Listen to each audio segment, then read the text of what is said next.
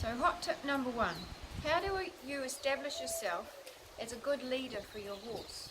Well, one of the first things you need to establish is your own personal space.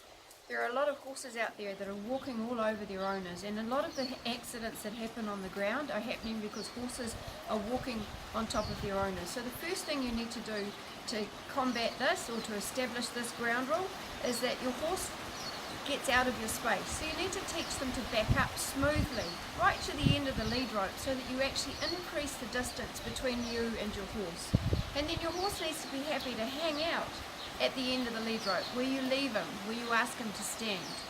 So what do I mean by that? Well, I'm going to ask Abby here to walk on backwards to the end of the lead rope, and it's a push. I'm going to say, hey, back you go, back you go, back on it. And then she needs to just be happy to hang on out there until I ask her to do something else. Now, teaching your horse to back up is very important for a whole lot of other things as well. For your ridden work, it teaches your horse to start to get his weight back on his hindquarters. For floating, you really need your horse to come out of the float smoothly and responsively. The horse needs to be confident backing up, coming out of the float. So a back up is very important. And you need to balance it with an invitation to come on in. Now, one of the first things that actually happens when I ask for a backup is my intent changes. How I use my body, how I communicate with my horse. So I'm going to say, hey, can you back up?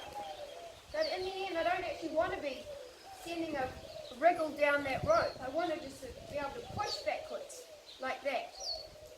And then come on in. Good deal. So one of the things I recommend you do is have a bit of a play with your lead rope and see if you can figure out how you feel to your horse when you ask for a backup, because it's a very interesting process. If you get your friend to put you on the end of the lead rope and then get them to ask you to back up and experience it from your horse's point of view, it's pretty interesting.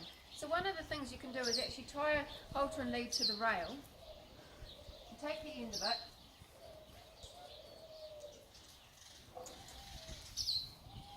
now what a lot of people do is they do this when they ask their horse to back up. They'll pull down on the lead rope. Now when you feel that on the end of the lead rope, get someone to do that to you, it actually feels like you're being pulled forward as that lead rope comes down. The other thing that a lot of people do is this. They put that wiggle in the lead rope.